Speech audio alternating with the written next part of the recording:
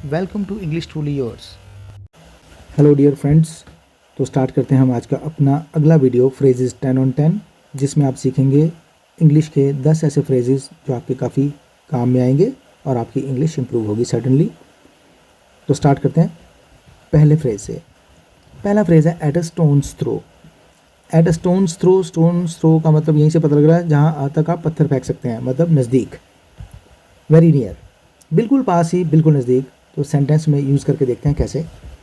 The MLA's house is at a stones throw from my house. मेरे house से, मतलब मेरे घर से MLA साहब का घर is only at a stone throw, बिल्कुल नज़दीक है। जितनी दूर मैं पत्थर फेंक सकता हूँ, मतलब कोई भी जितनी दूर नॉर्मली पत्थर फेंक सकता है उतनी दूर है, मतलब नज़दीक है। एक कहने का तरीका है, नियर की बजाय हम यूज़ करते हैं एट अ स्टोन्स थ्रो।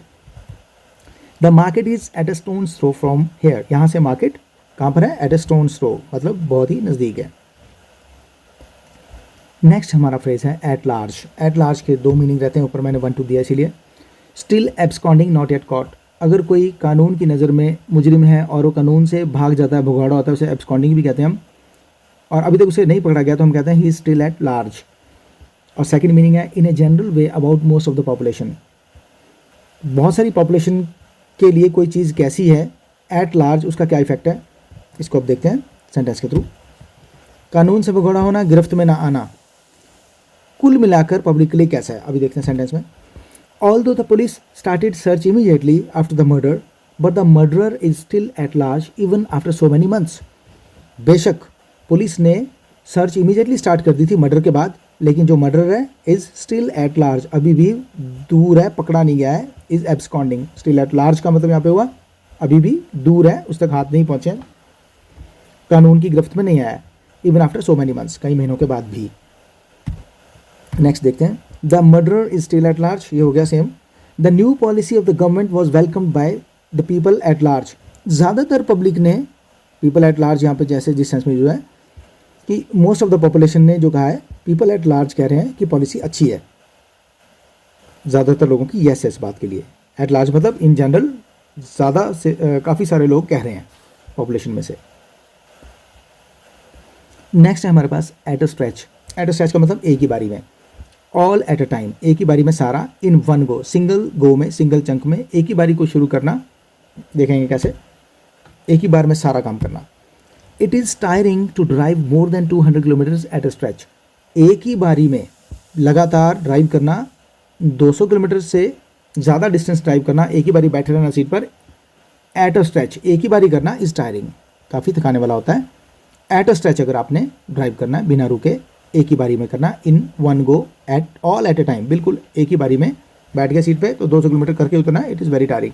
तो जब कंप्लीट 200 किलोमीटर एक ही बारी करना तो हम कहेंगे एट अ स्ट्रेच 200 किलोमीटर जाना।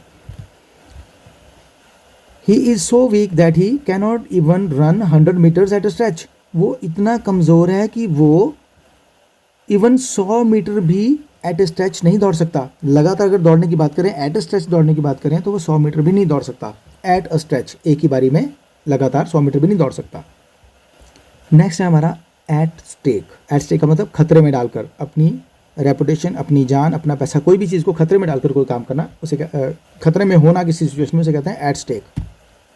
थिंग एट रिस्क, कोई चीज़ जो आपकी रिस्क पर है, फॉर एग्जाम्पल लाइफ और रेपुटेशन, इवन मनी भी हो सकती है। दाव पर लगाना हिंदी में बिल्कुल प्रॉपर है, जोखिम में डालना या खतरे में डालना किसी चीज़ को, या खतरे में होना। He has been accused of harassing a fellow worker. उसने अपने एक फेलो वर्कर जो साथी काम करता है उसे हरास किया है, हरासमेंट किया उसकी। And now his reputation is at stake, अब उसकी रेपुटेशन खतरे में है इस वक्त। अगर प्रूव हो गया कि वाकई उसने किया है तो उसको नुकसान होगा, अब रेपुटेशन उसकी खतरे में है। अच्छा आदमी था लेकिन किसी को हरास करने, तंग करने की वजह से उसकी रेपुटेशन अब एट स्टेक है, खतरे में, दाव पर लग गई है। He put all his money at stake for the treatment of his ailing friend's life. अपने बीमार ailing friend, बीमार दोस्त की लाइफ को बचाने के लिए उसने अपनी सारी मनी एट स्टेक, दांव पर लगा दी, सारा पैसा दांव पर लगा दिया। He put all his life at stake and saved the drowning man. He put his life at stake. He put his life at stake का मतलब उसने अपनी जान दांव पे लगा दी और डूबते हुए आदमी को बचा लिया। मान लो किसी तेज़ रफ्तार वाला पानी कहीं पे बह रहा है और उसमें नदी में किसी में कोई गिर गया, तो उसको बचाने के लिए अगर कोई पानी में चला गया तो उसकी जान तो एट स्टेक है ही है, खतरे में, जोखिम में है, तो उसने अपनी जान जोखिम में डालकर वो डूबते आदमी को बचा लिया। नेक्स्ट है bag and baggage. Bag and baggage का मतलब पूरा सामान लेकर अपना, कंप्लीटली, सारे सामान के साथ पूरी तरह से। He has left India bag and baggage and acquired the citizenship of Canada. वो इंडिया छोड़कर पूरा साजो सामान अपना लेकर पूरे सामान के साथ यहाँ से चला गया है, and has acquired the citizenship of Canada, और कनाडा की उसने सिटीजनशिप ले लिया है। मतलब यहाँ पे उसका कुछ नहीं है, सारा सामान उसको लेके चला गया, बैग एंड बैगेज वो यहाँ से शिफ्ट हो गया। Next, he is going to Delhi, he is होना चाहिए, he is going to Delhi bag and baggage, वो दिल्ली शिफ्ट हो रहा है यहाँ से बैग एंड बैगेज, कंप्लीटली पूरा सामान समूह लेकर कंप्लीटली यहाँ से जा रहा है finally. The showroom was vacated the next day bag and baggage. हाँ, यहाँ पर कंप्लीटली की सेंस में है ये, एब्सोल्युटली। शोरूम अगले दिन खाली कर दिया गया, वेकेट कर दिया गया the next day bag and baggage, completely खाली कर दिया गया, सारा सामान सुन वहाँ से ले गए और खाली कर देगा शोरूम को। इन तरीक़ों से हम बैग एंड बैगेज को यूज़ कर सकते हैं। नेक्स्ट है हमारा at the 11th hour. At the 11th hour मतलब बिल्कुल लास्ट में जाकर, टाइम खत्म होने वाला है, बिल्कुल लास्ट में जाकर कोई चीज़ एकदम डिसाइड कर लेना, at the very last moment, बिल्कुल मौके पर, बिल्कुल समय सीमा के अंत में, और इसलिए जल्दी जल्दी में। नेचुरल है, टाइम कम रह गया तो जल्दी जल्दी में आपको डिसाइड करना पड़ेगा, उसे कहेंगे हम एट द 11th आवर आपने डिसाइड किया कोई चीज़ को। Decisions taken at the 11th hour are generally wrong. जो कि 11th आवर पे आप कोई भी डिसीजन लेते हैं, फटाफट लेते हैं, वो हमेशा रॉन्ग ही होते हैं, क्योंकि उनको ज़्यादा हमने टाइम नहीं दिया, सोच विचार नहीं किया, मौका ही नहीं मिला सोचने का, लास्ट में किया, तो एट द 11th आवर आपने डिसाइड किया है। नेक्स्ट है आपका एट द मर्सी ऑफ। किसी चीज़ को किसी की दया पर छोड़ देना, कि वो दया करेगा तो काम होगा, दया करेगा तो ठीक होगा। देखते हैं कैसे।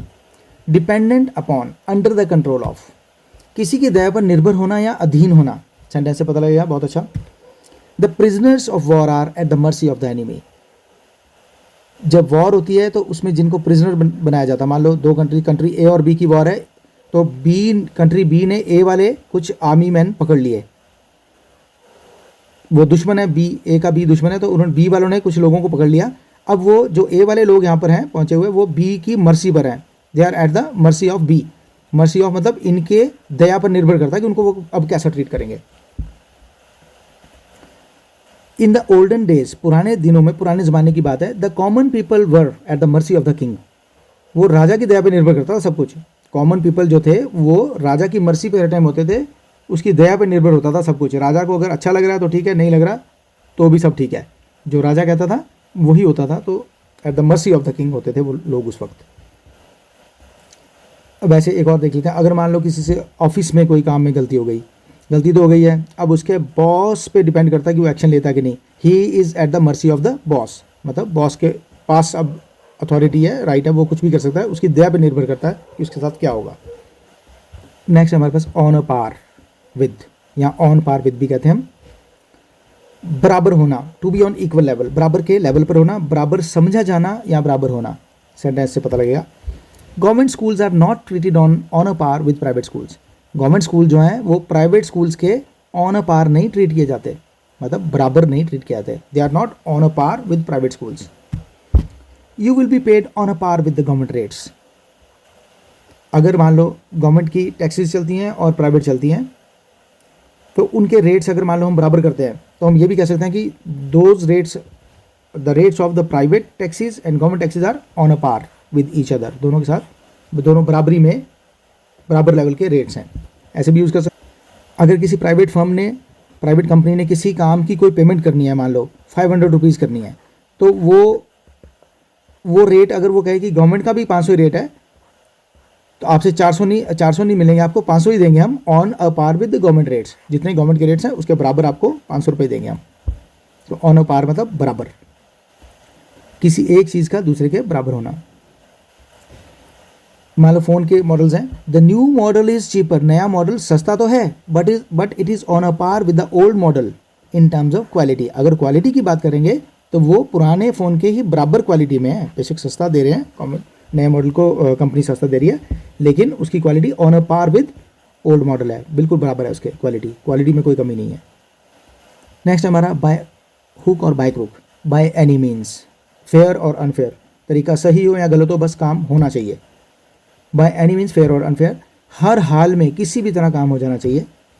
ही decided to get the degree by hook और बाय क्रुक, पढ़ाई करनी है या नहीं करनी, सही तरीके से डिग्री मिल रही है नहीं, बस उसको यह कि डिग्री लेनी है, चाहे पढ़ के मिल जाए, चाहे बिना पढ़े मिल जाए, चाहे पैसे दे के मिल जाए। He decided to get the degree by hook और बाय क्रुक, किसी भी तरह मिल जाए। He wanted to be rich by hook और बाय क्रुक, कई लोगों की इच्छा होती है रिच बनने की, शॉर्टकट से भी बनना चाहेंगे, कहीं कहीं चाहेंगे कि मैं मेहनत करके बन लूँ, तो अमीर बनना ही बनना है। कुछ लोग सोचते हैं बाय हुक और बाय क्रुक, चाहे अच्छे तरीके से बनो मेहनत करके या फिर चोरी ठगी करके बन जाओ, बाय हुक और बाय क्रुक। नेक्स्ट हमारा बाय वर्च्यू ऑफ, किसी चीज़ के होने की वजह से, बिकॉज ऑफ या फिर एज ए रिजल्ट ऑफ, किसी चीज़ के रिजल्ट है वो, किसी चीज़ के होने से कुछ और काम होना। देखते हैं कैसे, डैश की वजह से, डैश इसलिए रखा है। By virtue of his official position, अपनी ऑफिशियल पोजीशन की वजह से, ऑफिशियल पोजीशन की वजह से, he was invited as chief guest, उसे चीफ गेस्ट के तौर पर बुलाया गया। Not because of his personal reputation, not because of his personal reputation, अपनी पर्सनल रेपुटेशन की वजह से नहीं बुलाया गया, बल्कि उसे सिर्फ अपनी ऑफिशियल पोजीशन की वजह से बुलाया गया। By virtue of his official position he was invited as chief guest. He became successful in marketing, marketing का काम वो बहुत अच्छे से कर पाया। By virtue of his speaking skills, क्योंकि उसकी बातचीत करने की कला बहुत अच्छी थी, उसे बातचीत करने की कला अच्छी आती थी, इसी वजह से bye virtue of this art, ये जो स्किल थी उसकी बात करने की, उसकी वजह से वो सक्सेसफुल बना मार्केटिंग में। तो ऐसे हम बाय वर्च्यू ऑफ यूज़ कर सकते हैं। नेक्स्ट है हमारा at one's beck and call. Beck and call का मतलब हमेशा सेवा में हाजिर रहना, जैसे किसी ऑफिसर के साथ उनके सबॉर्डिनेट्स, किसी अमीर आदमी के पास नौकर। ऑलवेज एट सर्विस, सेवा में हाजिर रहना।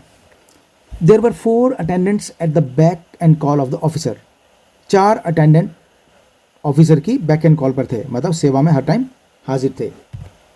Higher level officers have many subordinates at their beck and call, जो बड़े लेवल के ऑफिसर होते हैं उनके पास बहुत सारे उनके अंडर काम करने वाले जो होते हैं, जो उनकी बैक एंड कॉल पे हर टाइम होते हैं। बैक एंड कॉल का मतलब हर टाइम रेडी है उनकी सेवा में, जैसे वो बुलाएंगे वो भाग कर जाएंगे फटाफट। तो इस तरह से हम at one's beck and call use करते हैं। आई होप आपको ये सारे फ्रेजेस अच्छे से समझ में आए होंगे। अब इन्हें रिवाइज कीजिए और अपनी नॉर्मल जो कॉन्वर्सेशन है कहीं पर, अगर आपको कहीं पे फिट लगते हैं, इनको यूज़ कीजिए। Thank you, thanks for watching, और चैनल को सब्सक्राइब करना मत भूलिएगा। Thank you.